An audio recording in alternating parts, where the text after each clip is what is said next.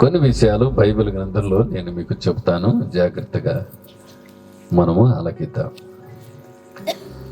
క్రొత్త సంవత్సరం వచ్చింది అని మనం చెప్పుకుంటూ ఉన్నాము. అయితే మన జీవితంలో ఏమైనా క్రొత్తదనం కనపడుతుందా? మన జీవితంలో ఏమైనా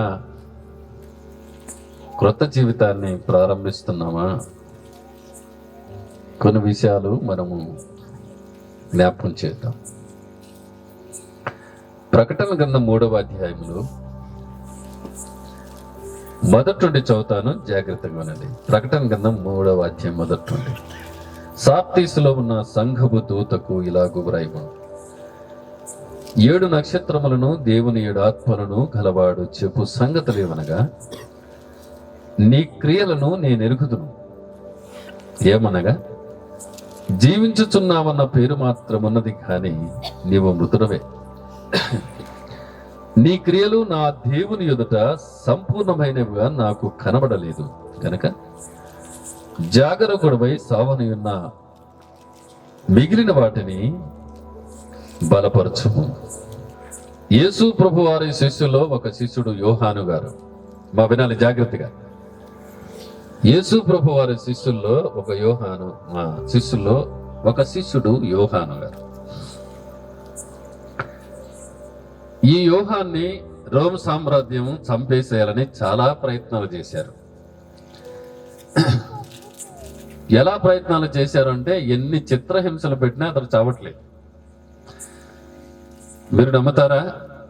ఒక పెద్ద ఆండ నూనె పోసి ఆ నూనె బాగా మసులుతూ, అంటే కింద మంట పెట్టి బాగా మసులుతూ ఉంటే ఆ ఆండలు పడేసినారు. ఆయన చావలే. ఆయన చావలే. ఎంత చిత్రహింసలు పెట్టినా కూడా చావలే. ఇక ఈయన చావడం అని చెప్పి ఏం చేశారంటే, పద్మాసు దీపము అనే ఒక స్థలంలో పడేశారు. పద్మాసు దీపం అంటే దీపం ఉండదు, ఆహారం ఉండదు, నీళ్ళు ఉండదు. ఆ చీకటి గదులు పడేస్తారు. అతడు అరిసి అట్లాగే చచ్చిపోవాలి. చచ్చిపోయిన తర్వాత ఆ మనిషిని బయటపడేస్తారు. అతనికి ఆహారం ఉండదు, వెలుతురు ఉండదు. ఆ దీపములో దాంట్లో పడేస్తారు. ఇంకా అతడు అలాగే చచ్చిపోవాలి. రైట్. అలాంటి ప్రాంతంలో ఈయనను పడేశారు. మా వినాలి జాగ్రత్తగా. పాడేసినప్పుడు దేవుడు ప్రత్యక్షమయ్యాడండి ఆయన దగ్గర. చూద్దామన్నమాట. ప్రకటన గ్రంథం 1వ అధ్యాయం 10వ వచనాన్ని చూస్తే, ప్రభు దినమందు ఆత్మవసుడనై ఉండగా బూరధ్వను వంటి ఒక గొప్ప స్వరము నీవు చూచుచున్నది పుస్తకములో రాసి. చాలు. 17వ వచనం చూద్దాం. నేను ఆయనను చూడగానే చచ్చిన వాని వలెన పాదముల యొద్ద పడితిని.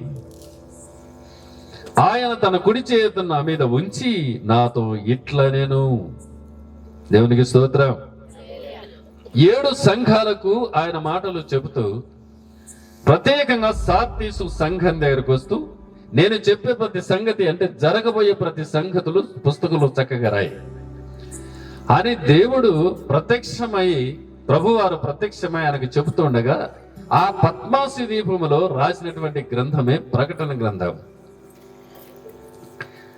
కనుక ప్రియులారా, ఆయన చెబుతున్న ఒక సంఘం ఏమిటంటే సార్దీసు సంఘం. 7 సంఘాలలో సార్దీసు సంఘం. ఈ సంఘాన్ని గురించి జాగ్రత్త వినాలి. ఈ రాత్రి మీరు ఈ సంఘాన్ని గురించి ఏమని చెబుతున్నాడు అని అంటే, ప్రియులారా, జీవించుచున్నావన్న పేరు మాత్రం నీకు ఉంది కానీ నువ్వు మృతుడవు. బ్రతుకుతున్నావని నువ్వు అనుకుంటున్నావు కానీ నువ్వు చచ్చిన వాడిలాగున్నావు అని చెబుతున్నాడు.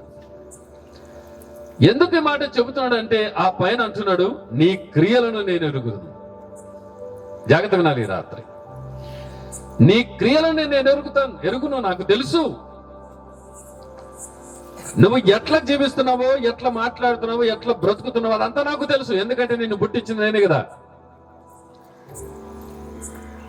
తల్లి గర్భములోన పిండముగా సృష్టించి అవయవాలు ఏర్పాటు చేసి, యెషయా గ్రంథం 44:2 ప్రకారంగా, యోబు గ్రంథం 10:8-11 ప్రకారంగా, 139వ కీర్తన భాగం 13 ప్రకారంగా తల్లి గర్భంలో నిన్ను సృష్టించి నిర్మించి సహాయం చేసి, చర్మముతో మాంసముతో కప్పి నరములను ఎముకలతో సంధించి జీవమును అనుగ్రహించి కృపను చూపి సంరక్షణ చేత నీ ఆత్మను కాపాడుచు, యెహెజ్కేలు గ్రంథం 16:6 రాయబడినట్టుగా తల్లి గర్భంలో నుండి నేను జన్మించి రక్తములో పొలుతున్న నీ దగ్గరకు వచ్చి బ్రతుకని చెబుతుంటే బ్రతుకుతున్నావు నువ్వు. నీ పుట్టుక నాకు తెలుసు, నీ జీవితం తెలుసు, నీ అవయవాలన్నీ నాకు తెలుసు, నీ జీవితం నాకు తెలుసు.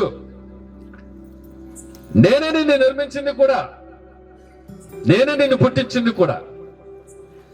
కనుక నీ బ్రతుకు నాకు తెలియదు అనుకుంటున్నావా?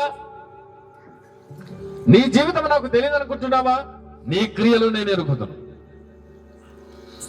నేను మంచోనని నువ్వు అనుకుంటున్నావు, నేను బాగున్నానని నువ్వు అనుకుంటున్నావు, నేను చేసేది బాగుందని నువ్వు అనుకుంటున్నావు. కానీ నీ క్రియలు బాగలేవు.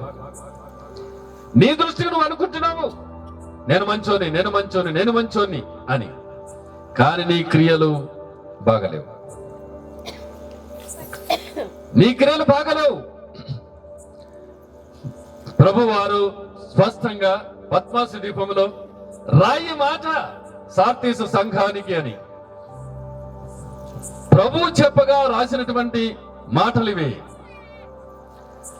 కనుక సార్తీసులో ఉన్న సంఘపు ఆ బిడ్డలకు మీ క్రియలు మంచివి కాదు అని చెబుతూ ఉన్నాడు. జాగ్రత్త వినాలి. రాత్రి జీవించుచున్నావన్న పేరు నీకుంది, నా దృష్టిలో నువ్వు చచ్చినోనువే. బ్రతుకుతున్నానని నువ్వు అనుకుంటున్నావు, కానీ నా దృష్టిలో నువ్వు చచ్చినోను. ఎందుకంటే నీ క్రియలు మంచివి కాదు. నీ క్రియలు మంచివి కాదు కాబట్టి ఆ క్రియల ద్వారా నువ్వు చచ్చిపోయావు. బ్రతుకుతున్నానని నువ్వు అనుకుంటున్నావు, కానీ నీ క్రియలు మంచివాది కాబట్టి ఆ మంచి కానటువంటి ఆ పాపపు లక్షణాల ద్వారా నువ్వు చచ్చావు. మరొక మాట నేను మీకు జ్ఞాపకం చేస్తాను. అపోస్తల కార్యములోన 8వ అధ్యాయం 21వ వచనాన్ని చదివితే అక్కడ కూడా ఒక మనుషుడు కనపడతాడు మనకు.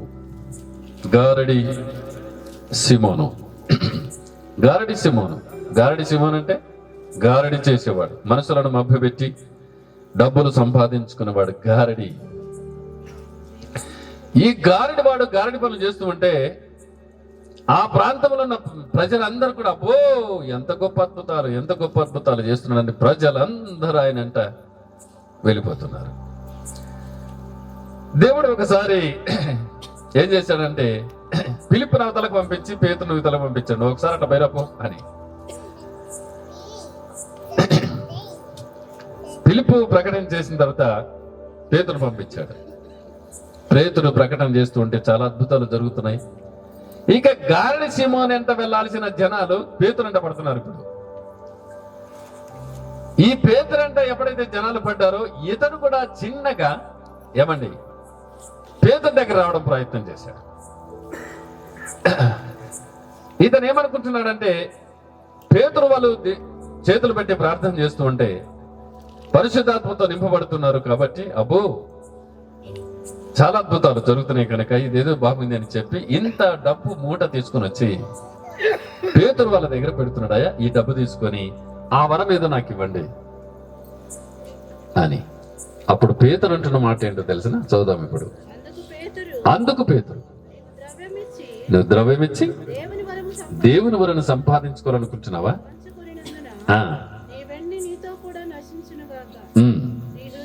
జాగ్రత్త ఉన్నాను. ఇప్పుడు నీ హృదయము దేవుని ఎదుట సరి అయినదిగా కనబడట్లేదు. చాలా నీ హృదయము దేవుని ఎదుట సరిగా లేదు. జాగ్రత్త వినాలి. నీ క్రియలు మంచివి కాదు, నీ హృదయము మంచిది కాదు, నీ జీవితము మంచిది కాదు.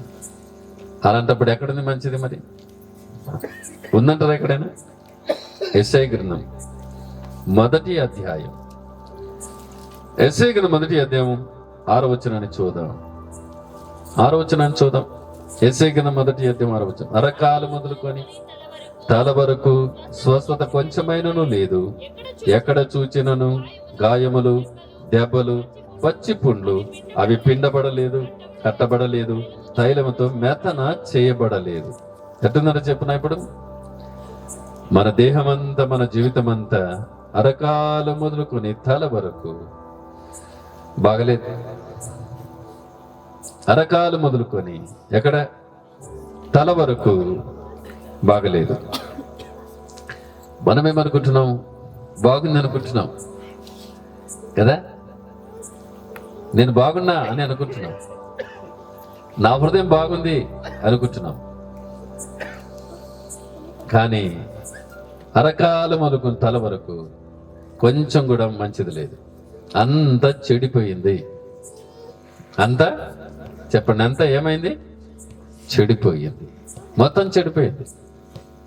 జాగ్రత్త వినాలి. ఇప్పుడు ఈ చెడిపోయిన ఈ జీవితాన్ని, చచ్చిన ఈ జీవితాన్ని, పాడైపోయిన ఈ మనిషి జీవితాన్ని, క్రియలన్నీ కూడా మంచివి లేక చెడిపోయిన ఈ జీవితాలని బాగు చేయడానికి వచ్చాడు ఆయన. హల్లెలూయా.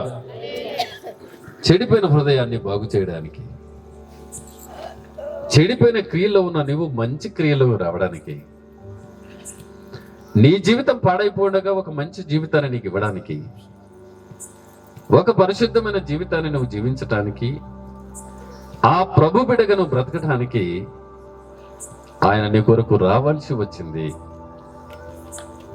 ఒక క్రొత్త జీవితాన్ని నీకు ఇవ్వడానికి, ఒక నూతనమైన వ్యక్తిగా నువ్వు మార్చబడ్డానికి, సమాజంలోన ఒక మంచి సాక్ష్యం కలిగి దేవుని ఎదుట ఒక పరిశుద్ధమైన వ్యక్తిగా బతికితే,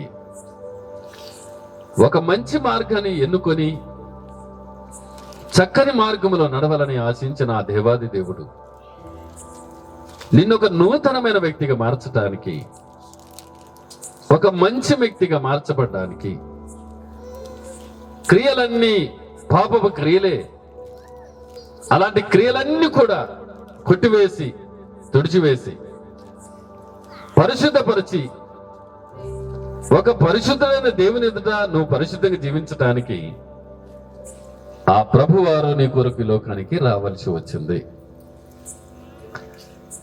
అందుకే జక్కయ్య ఇంటికి వెళ్ళినప్పుడు ప్రభు వారి మాట చెప్పాడు, నశించిన దానిని వెదికి రక్షించుట కొరకు మనిషి కుమారుడు ఈ లోకానికి వచ్చాను.